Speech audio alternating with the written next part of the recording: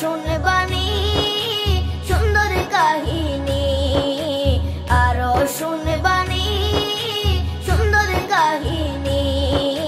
জান্নাতের ওই রুমে রুমে লেখা নবীর নাম, জান্নাতের ওই রুমে রুমে লেখা নবীর নাম। নবী রহমতে আলম নূরে মুজাসসম, রহমতে আলম নূরে মুজাসসম।